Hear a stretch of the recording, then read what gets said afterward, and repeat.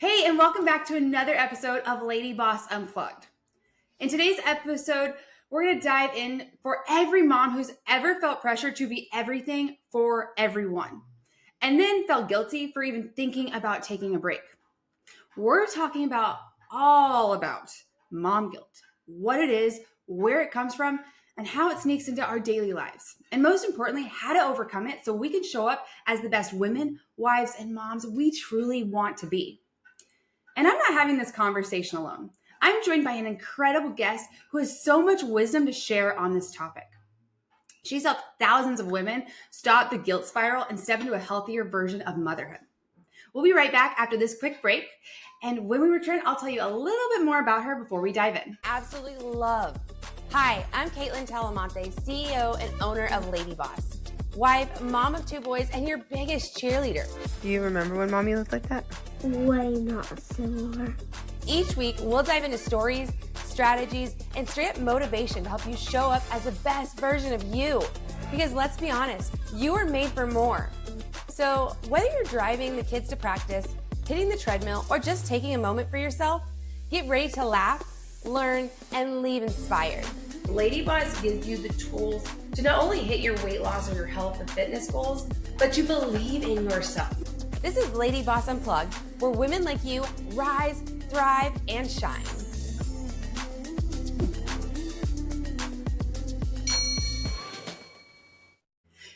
JoAnn Crohn is a parenting educator and a certified life coach who's helps overwhelmed women. Nope, we're gonna restart that one again. JoAnn Crohn is a parenting educator and certified life coach who helps overwhelmed moms transform from martyrs to role models. As a founder of No Guilt Mom and the host of the award-winning podcast No Guilt Moms, JoAnn has helped hundreds of women reclaim their joy while creating deeper family connections. A former national board certified teacher with a master in education, JoAnn lives in Arizona with her husband of 19 years and her two children, ages 16 and 11. Hey, JoAnn, how are you doing today? I'm so excited to have you on LadyBoss Unplugged with us. I am good. I am so excited to be here. So excited to have you. I know you know a little bit about our Lady Bosses and our Lady Boss community, but we have a large foundation of moms. And mom guilt is so real. And so when I met you in person a few months back, I was like, I've got to have you on our podcast so we can dive into this topic specifically. Because I know myself, I have 100% felt the mom guilt. In fact, I still deal with it. And we would love to pick your brain and all your insights on mom guilt. Do you mind? So even though it's called No Guilt Mom, like I still have the mom guilt as well. And it's more of an ideal we're trying to achieve. And we know it'll never completely go away. But like, just for example, my daughter is going to this summer program. And, I get really overwhelmed with all the things that we have to do for kids, like all the paperwork we have to fill out, all like the school stuff we have to keep track of. And like, anytime I have to do that, I'm like, okay, okay, just give it to me. I'll do it. She actually asked my husband to fill out the form for her because we're trying to, and this is a conscious effort between both me and my husband. Like we're trying to get the kids to go to him more because like, I'm the default. And automatically my first thought is like, she hates me. I haven't done something right because like she's not coming to me. So like the mom guilt, it is real, it is pervasive, and it happens still to all of us. That it does. And it's so funny that you and your husband are working on a joint effort because I'm working on it with my husband currently too, because the default parent gets tired. Oh yeah. And it becomes like ridiculous. Like I would go on a business trip and they would be texting me, hey mom, can we get this? And I'm like, your father is in the same house as you. Go and ask him. No. Mom's off to the clock right now. Dad is on. Yeah. Go ask him. He is a mature adult that can make that answer. Yep, exactly. Whoa, I love it. So I've got a question for you. What is mom guilt? How do you define it? I know some women have I know it took me a while to realize that what I was experiencing was mom guilt. Mom guilt is this feeling that we have that we are not doing enough. And I feel like mom guilt is actually better labeled as mom shame, but mom guilt is how everybody knows it, because guilt is like this like worry, this concern about something that you did, but shame is this worry and concern about someone that you are. And I think with mom guilt, we think that we are horrible moms if we like don't do such and such for our kids, if we don't like get them into like a good school, if we don't keep on them with homework, if we don't like follow up with them on chores, or if we make them do like too many chores. Like mom guilt works every single direction we possibly can. Just like my story with like not wanting, like not having to do the forms, and mom guilt attacked me there, even though this was something I could delegate and get off my plate. So it's just this insidious feeling that just follows us women around everywhere. It really is. And I never thought of it as like the shame versus guilt. And when you said it, I was like, ooh, that's deep. Like, yep. I feel that difference, because like there's even that time where it's like, it does almost feel shameful. Like It does. We question our worth all the time as women, as parents, if we're like good enough, if we're cut out for motherhood. It's something I used to like give myself grief a lot for in the past. But yeah, it's if we do it all the time. we do. We're our own worst critic for sure. Mm-hmm. How can you recognize if you're experiencing mom guilt? I think if you are here and listening to this podcast and you're wondering if I'm experiencing mom guilt, the answer is yes. Because mom guilt, if you weren't worried about it, it wouldn't be an issue. Do you know what I mean? Like the fact that if you're concerned about mom guilt, if you're thinking like, oh my gosh, I'm not doing enough, is this mom guilt or is this I'm not really doing enough? I would say it's definitely mom guilt, because people who aren't doing enough don't care. They don't listen to podcasts. They just like go on with their merry lives, and it doesn't make any like meaningful change. Like they don't go for that meaningful change. So if you're here, it's mom guilt, definitely, that you're experiencing. Oh, yep, nope. I'm like, okay, am I a part of parenting Facebook groups? Yep, guilty. Like, Yeah. I can see that. Yes. So, in what areas does mom guilt impact our lives? That has to it. Yeah. I think that like the areas that like it really impacts us is, first of all, like when we overextend ourselves, when we're saying yes to the things that we don't have time for, and then we are feeling that resentment and aftermath that comes up. For instance, it's like, I don't really want to join the PTO, but and then the mom guilt comes in, but I'm a good mom, if I was a good mom, I'd be in PTO, and this is what all the good parents do, and even though I don't really want to do it, I should go and do this. And then you join it, and every time a PTO meeting comes up, you're like, oh, I hate PTO, but you like go and you're there. Like that is the way mom guilt shows up. It gets you in those things that like aren't your like joy centers, aren't like where you're going to really thrive and succeed. And then you feel overextended with all the stuff you have to do, and so that things that do bring you joy, that you could like really excel in and therefore bring like a lot of great good to your family, you can't say yes to because your time is already occupied. So that's So, one way it shows up. are you saying it's okay to say no to PTA? Like, I don't have Of to? course. Of course. I avoid the PTA so much, especially like when in communities like ours. It's really interesting the viewpoint I have about the whole PTA in general, because I used to be a teacher in a Title I school.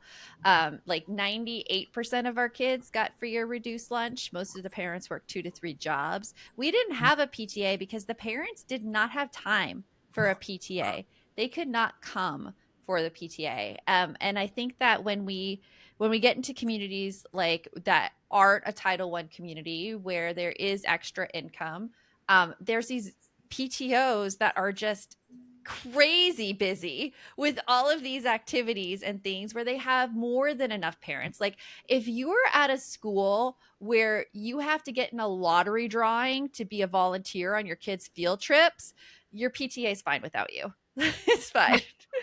Yeah. That makes me think of my son's high school, like with Booster Club. I thought, oh, maybe I'll do a Booster Club.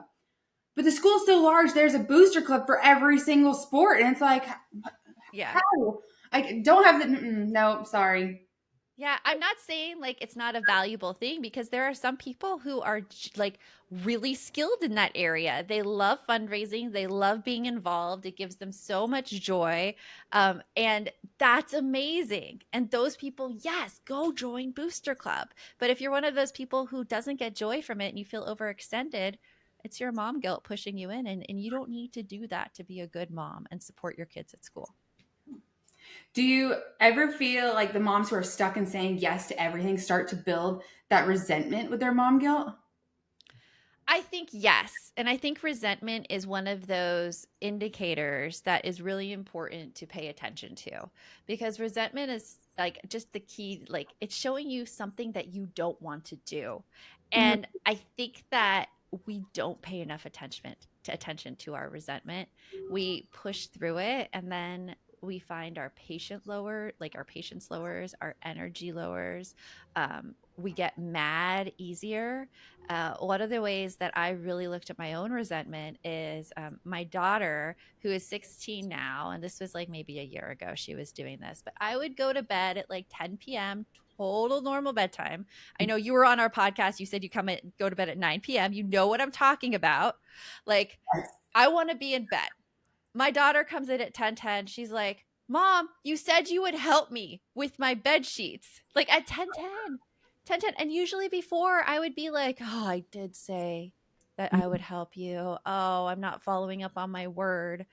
But I noticed that little like twinge of resentment that like when she said that and when I'm like, I'm not following up on my word, my next instinct was to like throw off my covers, stomp like out of the bedroom and be like, fine, I will come like change your bed sheets. And I'm like, whoa, now this is telling me something. This is telling me that I shouldn't do this. I don't want to do this. And so I told her, I'm like, babe, it's 10:10. I am in bed. We need to do this tomorrow.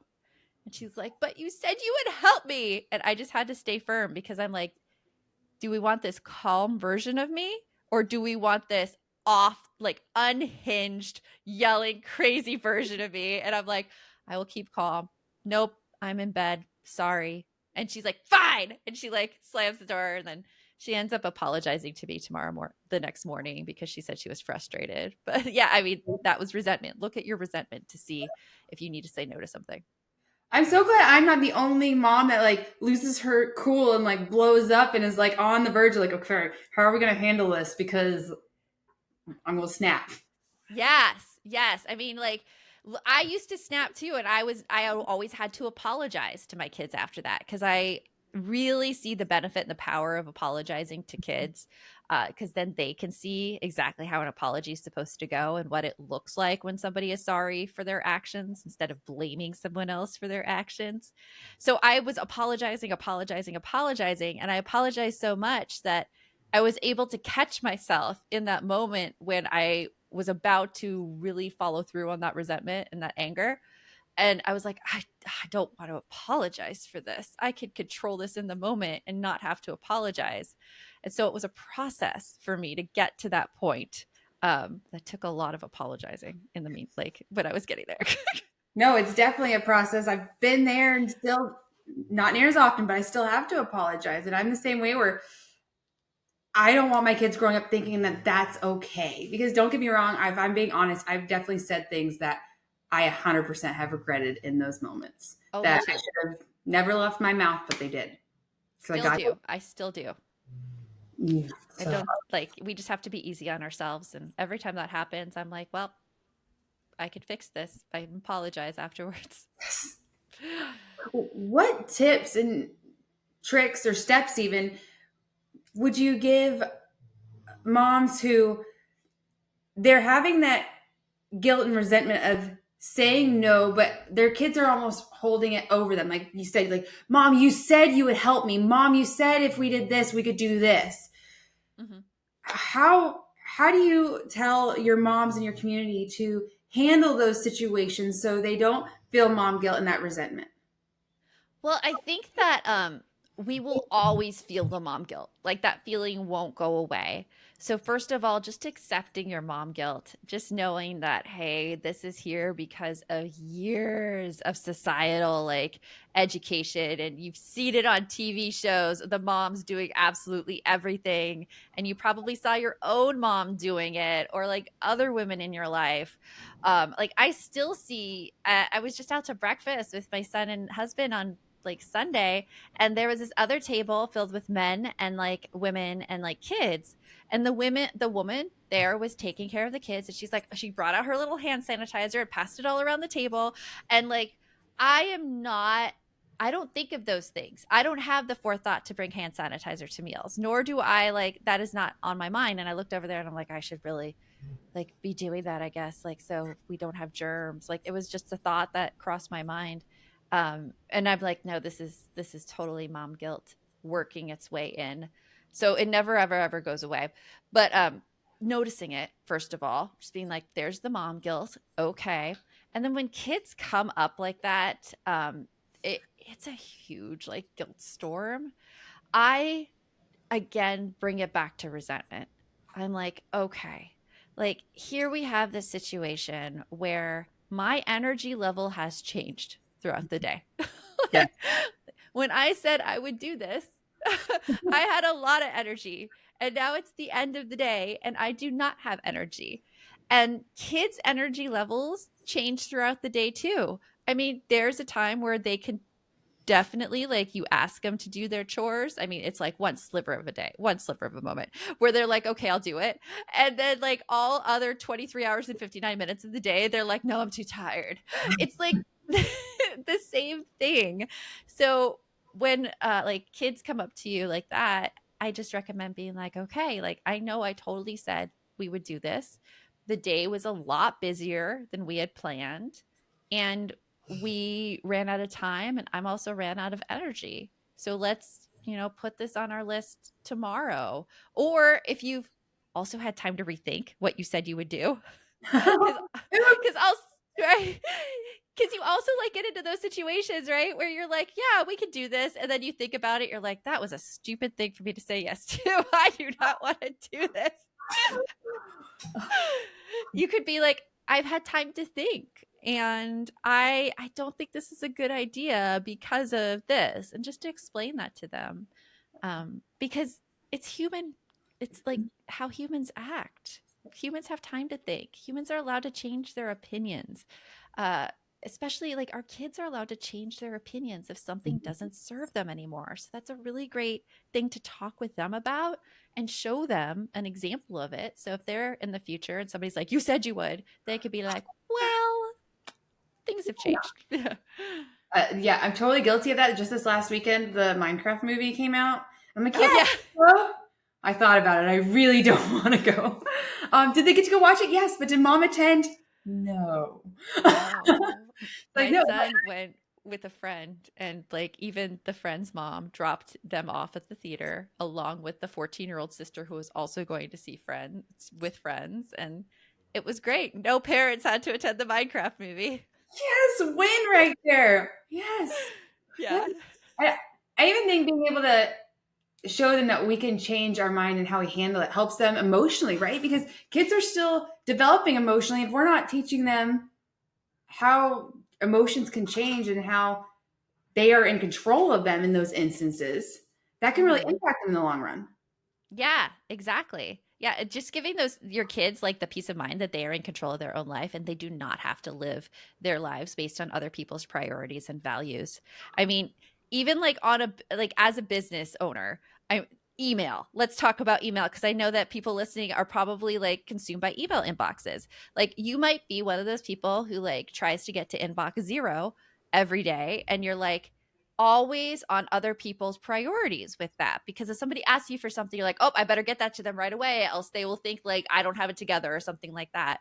I have changed how I do that, where my email inbox represents everybody else's priorities. And so I'm very thoughtful of when I respond, and that I have the time to respond.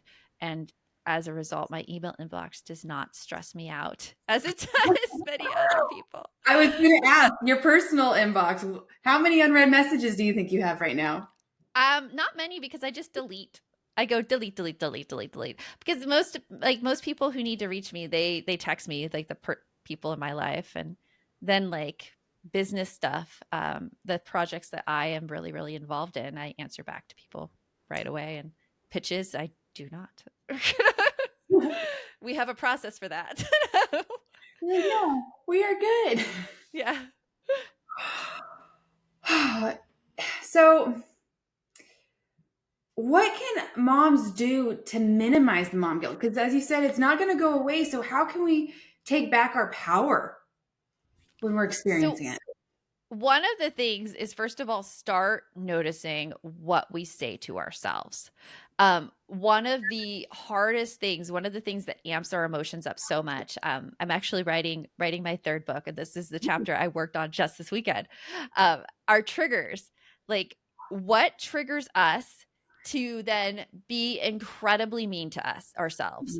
For example, I when my son was younger, and I would be at the afternoon time where you spent time with your kids all day, you're exhausted, they're exhausted, nobody's in a good mood, and then I ask him to go pick up his toys and he's like, nope. And he was like 2 at the time. I mean, no, he says it like 52 times a day, but at that hour when I was so exhausted, that no turned into me telling myself, oh, like I can't even get my son to pick up his toys. Like, what kind of mom am I?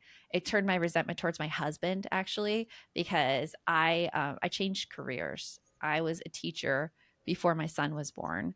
I was still a teacher when my daughter was like up until the age of 4 when my son was born. But when I had 2, I always knew I'm like, I cannot handle a teacher's like lifestyle while having 2 kids, because there's just too many things that I need to be flexible for. And so that's actually when I started No Guilt Mom. But when you're first starting a company and you're like the primary caretaker at home with your kids, and you see that your husband gets to go away every day for 9 hours a day and talk with adults and like drive in his car by himself, listening to whatever music he wants, that was prime for me starting to be like, oh, I can't believe I agreed to do this and stay home with my kids. Like, what, like, how stupid am I? Like, I was just so mean to myself, so mean to myself. And it took me going to therapy, because I also struggle with depression and anxiety. And it's pretty well managed now. But at the time, my therapist led me through this exercise, which she called circle thinking, where it's like, okay, you cannot change your behavior in the moment. You can't change your feelings there because you are so used to thinking that way. You have like your neural pathway. It's like walking in the snow to a mailbox. Like the first time you walk in deep snow, it's hard. You have to like pick up your feet, you have to stomp it down. But then like you reach your mailbox and you go back to your house, and you're like, it's a little easier going back to your house because you already created a path. And then if you go outside again, you use the same path, you use the same path, you use the same path. It becomes easier and easier and easier to go to your mailbox. That's how our brain works too. When we've done something for so long, we just use that same path and it becomes easy and it becomes habit. So when I was in the afternoon and I was triggered and I was thinking all those things, like those thoughts that really didn't do me any good, really put my mood down, I was just using that same path and it was easy. I had to find a way to retrain my path. So it was a journaling exercise later on at night. Everything was calm. And I had to go back. I'm like, okay, where did I find my mood shift towards my kids? What happened right before? And in this instance, I was like, okay, what happened before was I asked my son to pick up toys. And then the next step is, what thought did I have? Well, he said no. I thought I was a crappy mom. I had all this resentment towards my husband, all the things. And then I had to identify what emotion was caused by that thought. It was shame. It was anger. It was like a little bit of guilt for choosing like to quit teaching and stay at home. And then the next part was like, okay, going back to that thought, what thought can I think instead that may have a more like agreeable emotion, one that's not quite as uncomfortable? I hesitate to use the word negative because I think that all emotions really have a purpose, but something that won't, make me explode. Yes.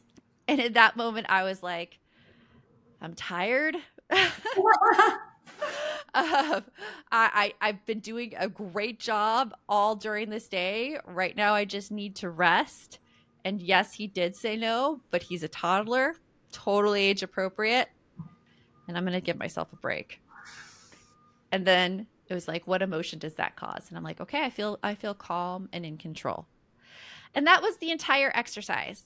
And I would do that each night, and I would look back at the day to see where it changed. And then pretty soon, after maybe 2 to 3 weeks of that, I was like, I could catch myself in that thought pattern. I was like, whoa, wait, what am I saying to myself? Oh, this isn't good. And I was able to change it then in the moment and have a little bit more control. And throughout time, as I've practiced and practiced and practiced that, it has been easier. Yes. I love that. I know you're speaking to so many moms right now, especially because you're speaking to me. Like I've got a 6-year-old, and so I'm in it right now with the no's and the anger tantrums and having to recognize it. And it's funny that you're writing a whole chapter on triggers. You're just definitely gonna have to let me know when you publish your book. Yes. When it comes to our Lady Boss community and building habits for your physical health and your fitness and your nutrition, I love using the word triggers because to me, it's you find that trigger, and then you find the new habit, and then you find that reward. Mm-hmm. And that loop that you just talked about is so similar. Like you have to notice like what that trigger is, and then you get to choose what that habit becomes. When you can start pinpointing it, you can flip that narrative. You can find what I like to call is like the gratitude or the goodness out of that moment that you're like, ugh. Yeah. Yeah. And it like, I know a lot of people too are really hard on themselves. Like the thing that we hear most often in our No Guilt Mom community is all about like, I just can't control my emotions in that moment. And I say to that, like, there is a fix for that. I couldn't control my emotions in that moment either until I did this exercise each night. And I made my brain more aware that I have a choice in the moment. And as soon as my brain started looking for those choices in that situation, I was then able to control it in the moment. So it's a process. Don't quit if right now you're like, I just can't do it. Like, try this, try it, and see what happens. Oh, yeah. I love it. Yes. I actually just this last weekend, I got ready for the day, got my hair done, just me and my 6-year-old. And I was like, cool, we're going to go get a coffee together, maybe go do some shopping, have a mom Sunday. And I walked to his room. I said, all right, let's go. He goes, I'm not going. I don't want to go. So I was like, seriously, I just spent all this time getting ready, and I was so ready to snap. There's a toy by my foot, and I totally kicked it to the side. I was like, seriously, child? Yeah. And I had to stop and like, okay, is he the boss? No, I am. But I'm also not going to bring a 6-year-old that's wanting to throw a fit out in public. So how are we going to handle this situation? And am I about to snap right now and say, get your butt in the car because that's what I normally do? And instead I was like, you know what? We really don't have to do any of those things today. And I had to set that boundary for me because I don't want to be stressed out in public because I will lose my cool at that point. I know I will because I know me.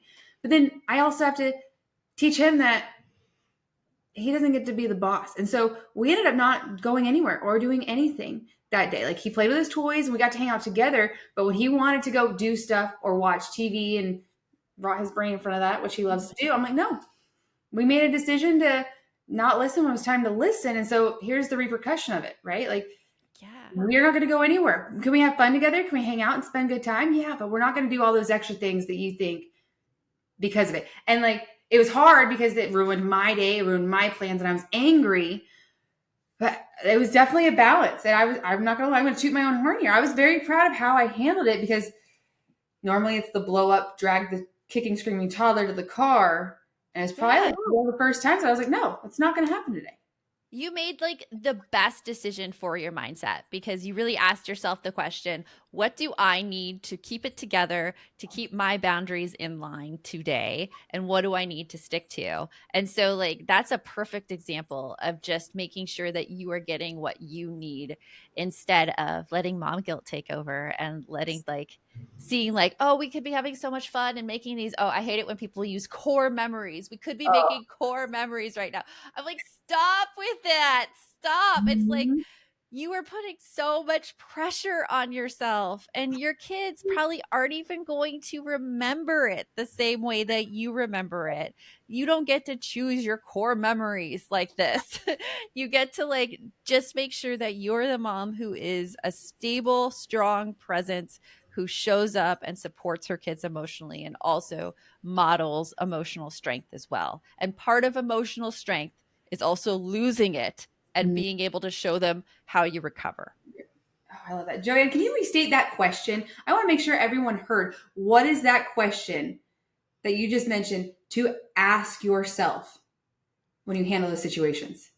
Oh, like, will I feel, oh, which one? The, will I feel the resentment Yes. or, Yes.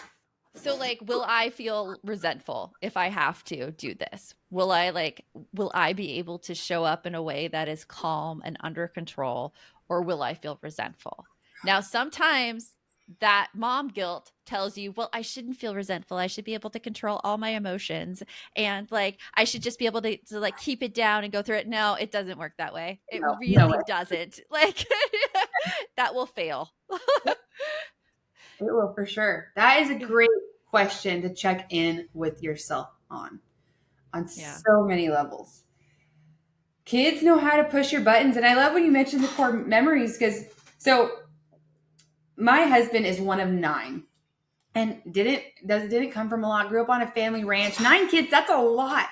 And Yeah. I love when I get to look at his childhood because it wasn't about the trips and the vacations or the this show or the that show or the core memories that he remembers. Like he had a really good childhood, and it was the being present in the moment, playing games with his siblings and his parents late at night, like those real, almost like cheesy home fun bonding things. Not we had to go out and sit in the movie theater and we did all this other stuff. That I feel like we almost get stuck in, like, okay, well, if our kids don't get to go to Disney World, they're missing out on life. And it's like, no, that's not where a child's core memories really come from. Yeah, it's really from being like there with your kids. Like, I mean, and we travel and we do go on a lot of vacations as a family, but always like the best memories from those vacations are like the simple ones. Like maybe we're just like sitting down for a meal and we're laughing over the table, like over the table. And usually the ones that like stand out as, oh my gosh, I never want to do that again, are like like the planned ones, like the big events. For instance, we just went to Paris and we Ooh. went to the Louvre, and you're like, oh, the Louvre, core memory. Oh my God. No, it was so exhausting. So many people, so many crowds. We saw the Mona Lisa after we like edged ourselves into like the crowd and everything. But it's like, it's always, you're right, those simple pleasures. And I am as a person, I have ADHD. I like all of the like newness of things. I like unique adventures. I like to travel. I like big experiences like that. That is part of my personality. Adventure is one of my core values. And so a lot of times like when I'm asked to like play on the floor or something like that, I don't want to do it because it's not adventurous to me. It seems boring to me. And I respect that now about myself, where I used to really give myself a lot of guilt for not wanting to play with my kids. Instead, now, like I look for instances where both of us can be satisfied. Like my son, he recently just got into mountain biking, and I have never mountain biked before in my entire life. I just became a mountain biking coach for his team Oh, because it's that adventure element. I love adventure. Like the first time I went on a trail, like it felt slightly dangerous. And I loved that. I was so focused. I was so tuned in. I was so present with everything. And I fell in love with something new. So it's like looking for those opportunities that fill your values as well as your kids so that they could see you at your best. And then they're allowed to be their best as well. I love that. Parenting looks different. We shouldn't feel guilty because we're not on PTA or because we can't Yeah. sit on the floor. Because I'm the same way. I did. for a long time feel guilty. And honestly, I just had that breakthrough with you hearing you say that, because I hate sitting on the floor playing with the Legos with the kids. Like, that's not my thing. But I do, like, my son just is on the baseball team this year. We go to DBAT like every day after school, and it's so cool to sit there with the boys and hit the baseballs with my 6-year-old and my 15-year-old. But Yeah. I love that. So, Liz, I want you to hear what JoAnn just said. Like, you don't have to be the parent that sits on the floor or joins PTA or whatever society as a parent is telling you to be, to build those core memories, to be a great mom and show up. You have to find what your child not only loves, but you also enjoy doing. Because I will tell you from my own experience with my parents, is like, you can kind of tell when your parents don't want to be there. Oh yeah, you can. Yeah. No matter how much you hide it, like, you can tell. They Yeah. can tell. Oh, but I don't particularly like sitting at baseball games at all. Like my son loves it, so does my husband. And so we're doing like a mom son trip this weekend actually to Chicago. And my son's like, "Do you want to go to like a White Sox game?" And I'm like, "If you want to go." And he's like, "Mom, you don't want to go." I'm like, "No, I don't." And he's like, "We could do something else." I'm like, "Cool. That sounds great." It's like, yep, no, the only time I like to go to the sporting events is if I'm watching my child play, because then I'm the crazy Exactly. person on the sidelines. Otherwise, yeah, I feel you there. Exactly. And you don't have to, like, as a parent, you don't have to go into like big commitment ridden things. Like if you hear me being like, "Oh, mountain bike coach," like, don't look at me, because I would do the same. And this is why I bring it up. Don't be like, "Oh my gosh, look at her. She's really volunteering with her kids. And that is something that I should do as well." This has been like my life, working with kids. Like I was a camp counselor in high school. I loved it then. I was a Girl Scout leader for my daughter. Loved it then. The reason I became in mountain biking was my son joined last year, and the practice is 30 minutes away from our house. So I would have to go and drive him to practice, and then I would sit at a Starbucks for like an hour and a half, working, and then go to pick him up. And I'm like, it would be so much more fun just to be out there on the trail and like get my workout in and like exercise and have fun. And that's the only reason I got into it, along with the adventure part and doing something slightly dangerous. That every time I tell people, they're like, "You do what?" And that makes me happy as well. Yes, I'm a badass. I'm gonna say it. I'm a badass. Yeah. You know, they make you feel young again. Like your body may ache and this and that, but like you're getting active, you're moving your body, and like you feel young. Oh yeah, like I don't feel like I'm 43. I don't feel any age whatsoever because I'm active. I feel my age when I'm not active for sure. Catches up But real. yeah, but as long as I'm like sore in the right places, like I feel good. Yes, you're like, I know I did something good with my body. And for the record, JoAnn, you do not look like 43 in any way, shape, or form. You never would have guessed that. So keep doing what you're doing. 43. Thank you. It's good genes. Good genes. Oh, thank your mom and your dad. You have amazing genes. Yes. Yeah.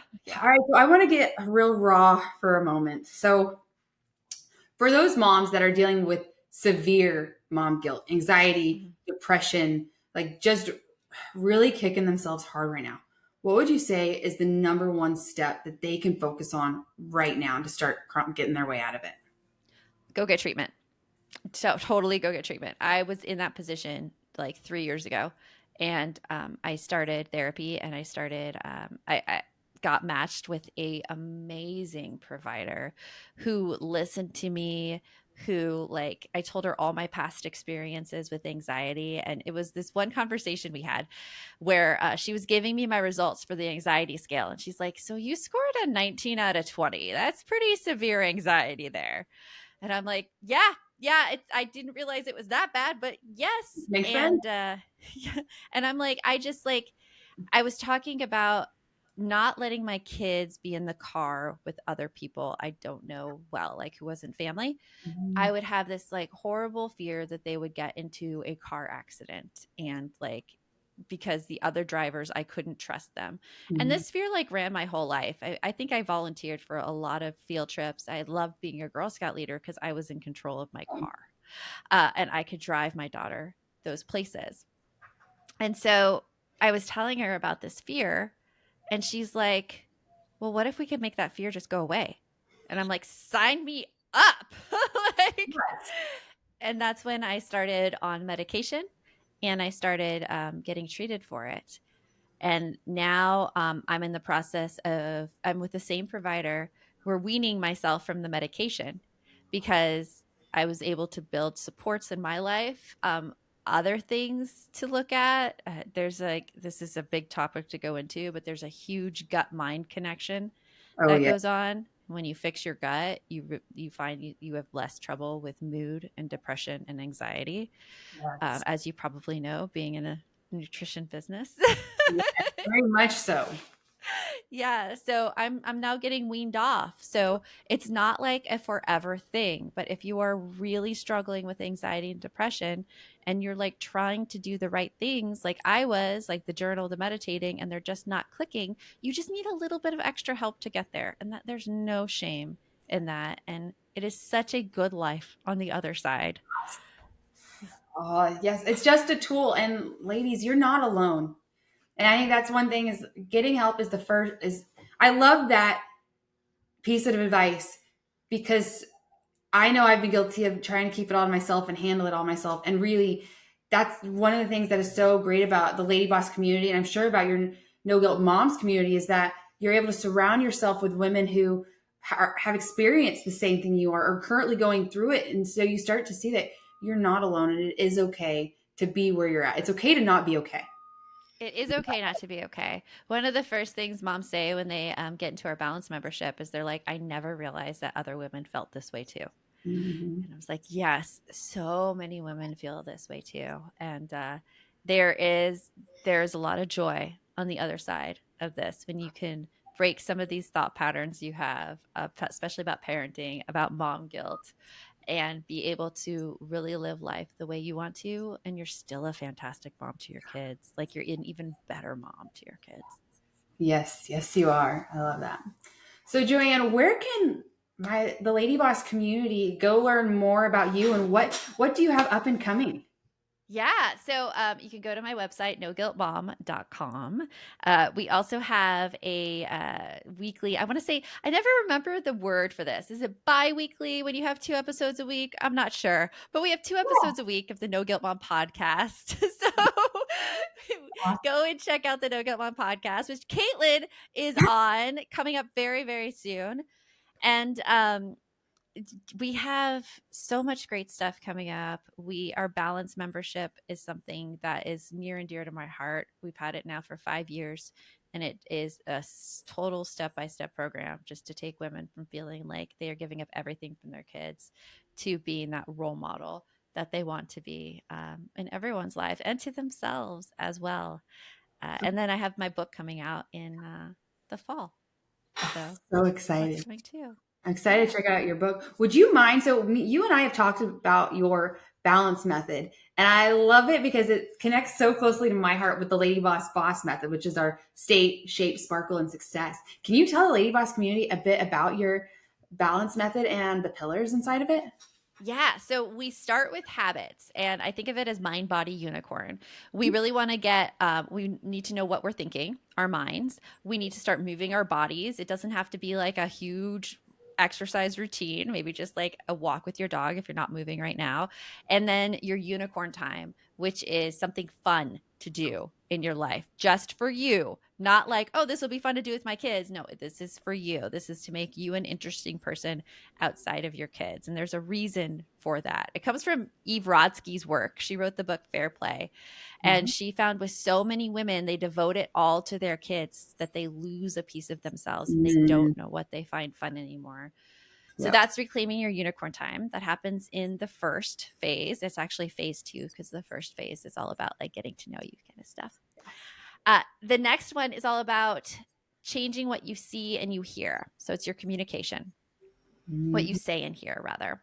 Talking with your kids, figuring out what your kids are struggling with right now, figuring out why your kids are doing the things they do. We teach you questioning strategies and really how to get that out and how to be a detective in your kids' lives, as well as what to say to your kids so that they don't become defensive, so that you get more cooperation, more listening. The fourth phase is BHAG phase, which we help you claim a big, hairy, audacious goal.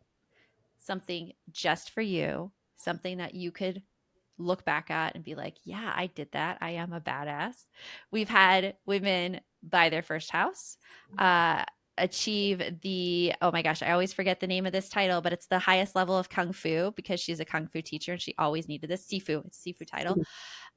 We've had women start their own homestead in their backyard, go back to college to take art history classes, like so many things. And then the last part is boundaries. It's really protecting everything that you've worked on and learning to say no to things that don't serve you, as well as learning how to communicate to other adults in your life, extended family, which always pose a problem, to your spouse, to be able to tell them your feelings and problems in a way that really gets the message across and has the least chance to spur like an explosive reaction from them. But even if it does, teaching you how to control that from there. So those are the 4 areas: habits, communication, the BHAG, and then setting boundaries. I love it. I was gonna say at first that I think the unicorn is my favorite. I mean, unicorns wow, in general, amazing. But as you just kept going, communication is key in all things. Those big, scary, hairy, that's our success pillar. We call them our big, scary, hairy, God-sized, audacious goals. And I love it. Thank you so much for diving into that balance method for us. And again, where can they go? What's your website again? NoGuiltMom.com. Awesome. And then, as she mentioned before, I am on her podcast, No Guilt Mom Podcast. I think it's airing the end of April, right? I think so too. I don't know off the top of my head, but yes, I think it is airing the end of April. Make sure you go check it out. I think you've got how many seasons out and episodes? I mean, I know it's quite a bit. We're over 300 now. We've been doing this for 5 years. So yeah, we started in 2020 when the world shut down. Congratulations. That's amazing. Ladies, there's so much good insight on her podcast. Definitely go check it out. JoAnn, I appreciate you so much. Thank you so much for joining us. I know our lady bosses have gotten so much out of this because it is something that we all struggle with, whether we're about to be moms or we are moms or we're grandparents at this point. I have one question I want to ask you that I try to ask every single guest on our show. And ladies, she has no forewarning. She has no idea what I'm about to throw at her. So I apologize, JoAnn. But what is one action that you do that makes you feel unstoppable when you do it? Oh, one action that I do. I would say working out. I have to work out. I've become obsessed with Pilates recently, and I just love the beauty of the whole thing and the strength that's required. And so after a Pilates class, I always feel unstoppable because I feel so graceful, and that is not a thing I'm used to feeling. Being in my ADHD brain who frequently runs into walls, being feeling graceful is amazing to me. So I would have to say, yeah, it's Pilates for sure. Awesome. I'm gonna have to check out Pilates. I haven't done Pilates at all, but I swear I'm being targeted by social media right now. I'm I love it. I do Pilates Club, by the way. They're a chain, so they might be by you. I love them. Club Pilates, rather. It's Club Pilates. Club Pilates. I'm gonna have to check it out. I'm scared I'm gonna hurt myself on the Pilates table, but I can do it. No, they their whole goal is you have to do it safe. So they don't give you very hard movements at first. You really have to master the form and master the movements. I'm only on a level 1.5 and I'm working on it to a 2 right now, where you get to actually stand up on the reformer. They don't let you stand up on the reformer until you prove that you balance well. Yeah, I was gonna say it's got to be great for your balance, because I tell you what, if I can hurt myself, I will. I do too. Yeah, and I have not hurt myself in Pilates. It's been the best. That's amazing. Okay, I'm gonna have to check it out. I love it. Well, JoAnn, thank you so much again for joining us on LadyBoss Unplugged. It's truly been a pleasure, and I can't wait till this episode goes live and everyone gets to see it. Ladies, go follow JoAnn. What is your social? I guess I didn't ask you. What is your social? How can you find on you on Instagram? Social? Yes. It's No Guilt Mom. No Guilt Mom. Easy peasy. NoGuiltMom.com, No Guilt Mom Podcast, and No Guilt Mom on Instagram, right? Yes. Always, all places, No Guilt Mom. Amazing. And don't kill me, JoAnn, but if you found any of this beneficial, we want to know, what have you taken away from today's episode? So please DM me, DM JoAnn. We want to know. And if you have any questions for either one of us, please reach out. Sorry, I'm totally volunteering JoAnn right now. I hope that is okay. Oh yeah, definitely. Please reach out. Please reach out. Yes, reach out, ladies. And I can't wait for you ladies to hear this episode. Reach out, let us know, and we will talk to you next time. Bye.